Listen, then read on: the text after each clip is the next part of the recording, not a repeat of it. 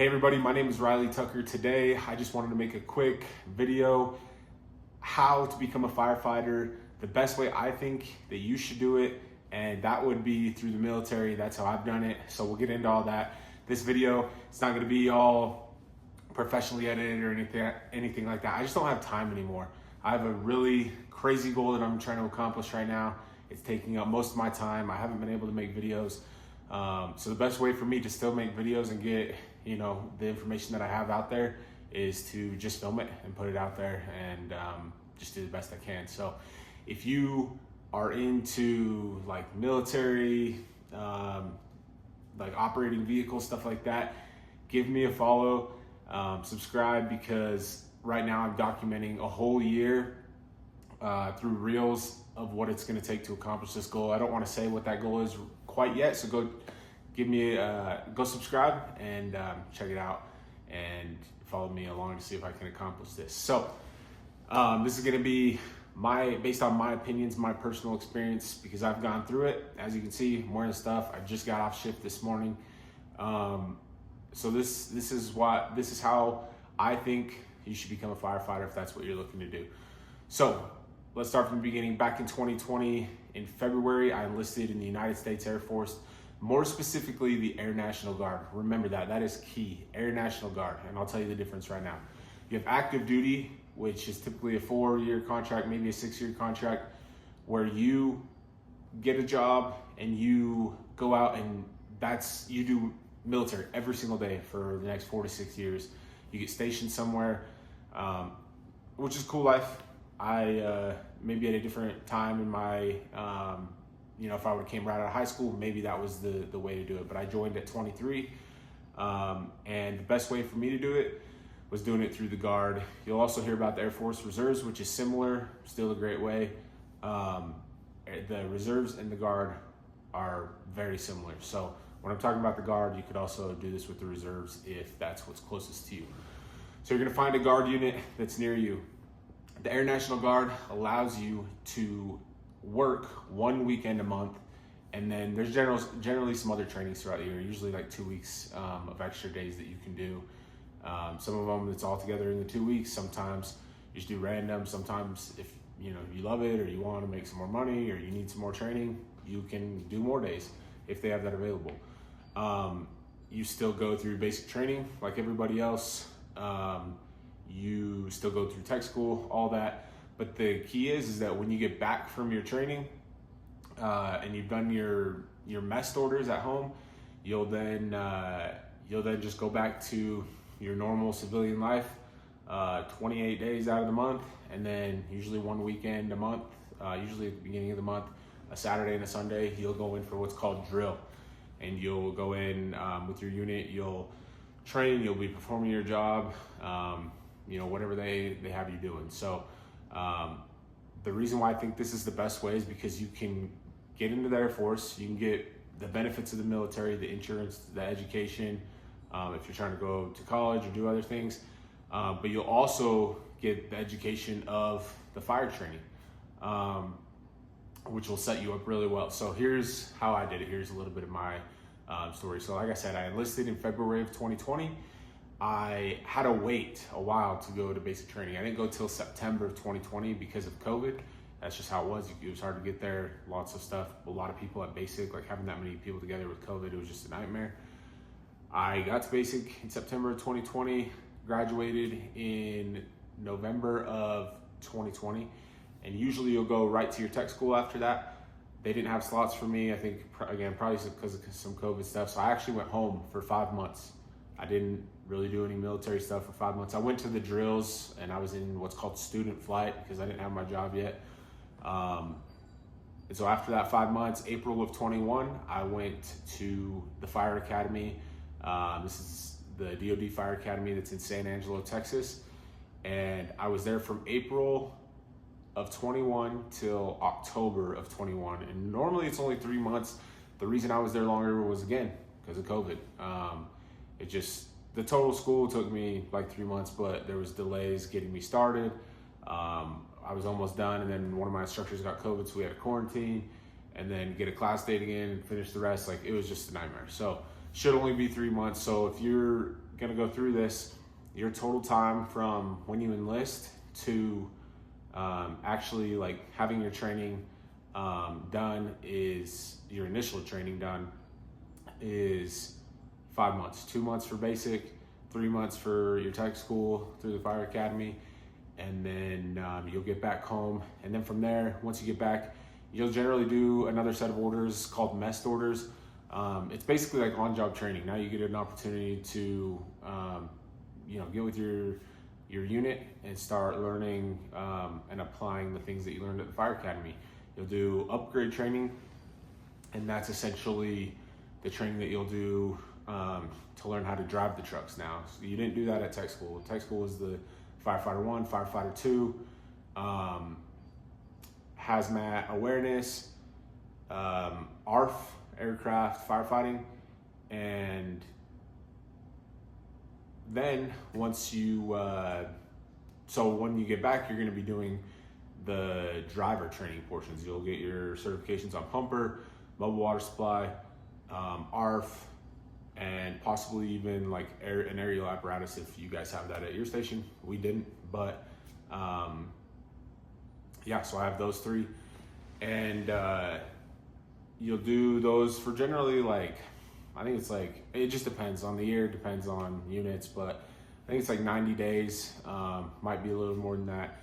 Again, it just depends. But after your mess orders, then you'll just go to normal civilian life. You'll do, you'll have a job. You may have a job in, as doing something else, as maybe you do landscaping or something. But you'll go back to that, and then your job on that 1 weekend a month for drill will be fire. So you'll come in, do the training, do other paperwork that you got to do for the Air Force and whatnot, and then you'll be back to your job. It's nice because whenever you do have orders or when something comes up, then your job has to allow you to perform your military duties. So there's usually, I've never really heard of anybody's employers having issues with that. They're usually pretty understanding. And with the Guard, you will deploy. So our cycle was, it's about every 4 years. So every 4 years we deploy for 6 months. So I deployed at the end of 2023 into 2024. Mine was a little different. Usually, ahead of time. Mine, I was trying to get on the deployment. I didn't get on it.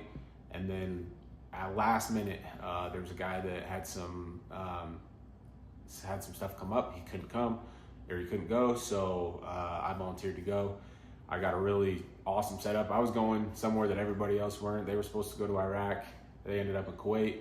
I was supposed to go to Al Dhafra, which is in the UAE, right by Abu Dhabi or Dubai. And I got out there.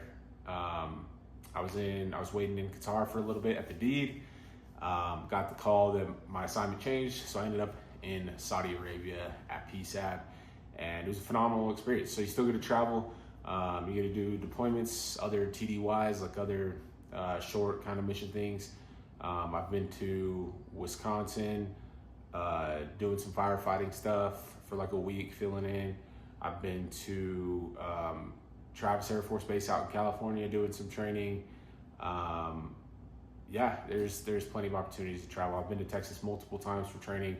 I actually went to Alabama for hazmat tech. So there's all these other certifications that you can get in fire, and that's why I think the best way to do it is through the Air Force, because they pay for it, they send you to the trainings, and it looks really good. People have a lot of respect for the military. From what I've heard, if you go to a city fire department right now, there's a lot of applicants, and a lot of those people are like, went and did Firefighter 1, Firefighter 2. They don't necessarily have all the stuff. You will get a lot of certifications going and doing this through the Air Force. I also forgot to mention, you will come out of the Air Force Fire Academy with EMR, which is just under EMT. I would recommend getting EMT before you even go to the Fire Academy, because then you'll be able to just skip EMR, because the city fire departments, they don't really care if you have EMR, so you're still gonna need EMT. So it's just best to get it beforehand. You'll skip EMR when you get to tech school. At least that's how it was when I was there. I think it still is that way, but don't quote me on that. It could change. You're gonna skip a couple weeks and then just go straight into Firefighter 1, Firefighter 2 stuff. So I think that's the best way to do it. On the deployment, I was planning on taking my EMT course online just through a place here in Utah.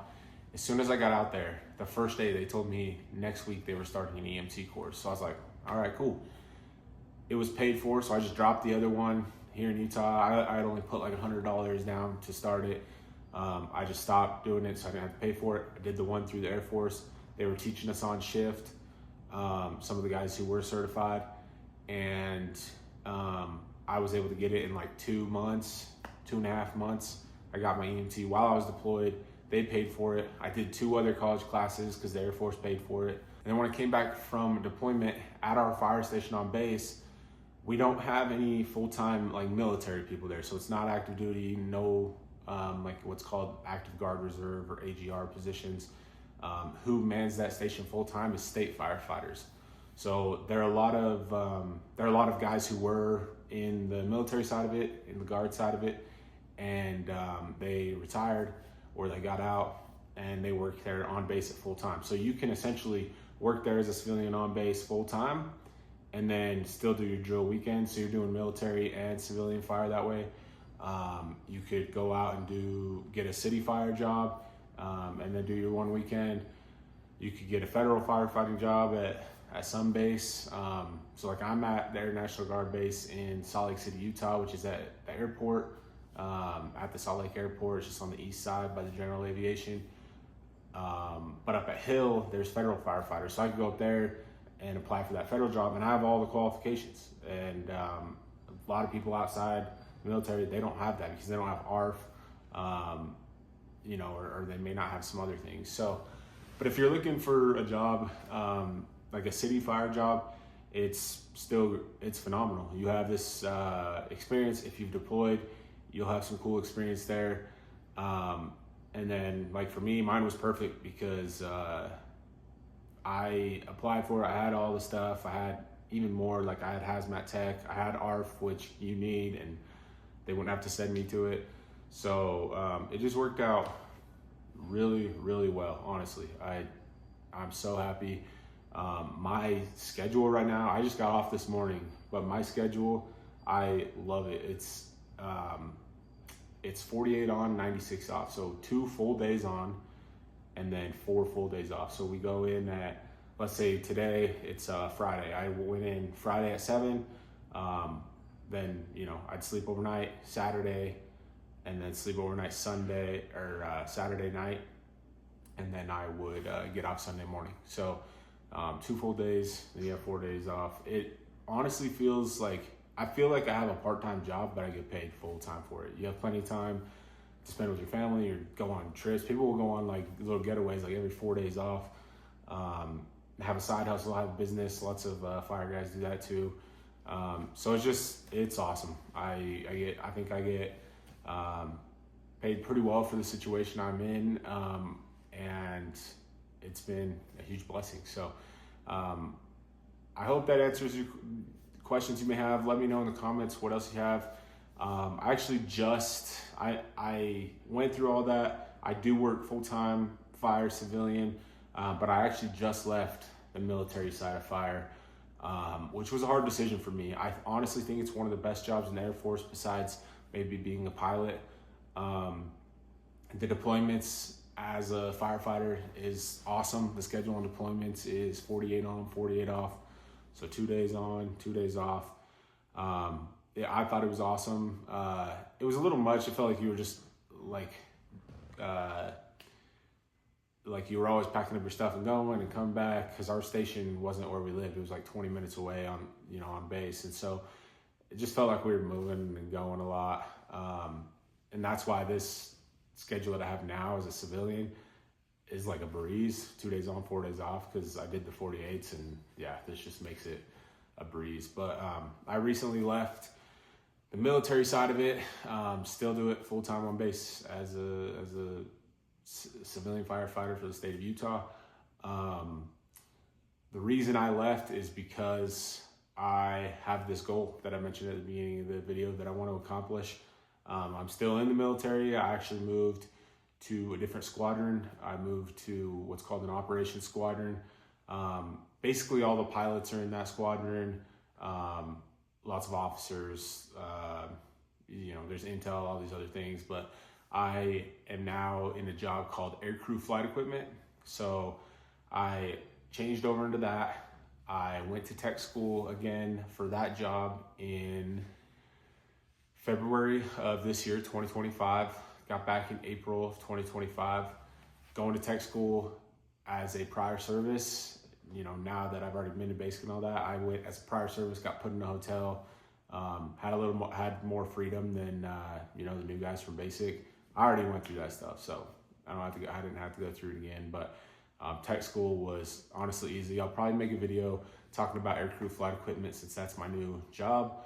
But essentially, we just take care of the equipment for the pilots, the boom operators, and like things like their helmets, oxygen masks, quick don, like emergency masks, survival equipment, 20-man rafts, stuff like that. So I'm currently learning that. I'm actually on my mess orders for that for about another month.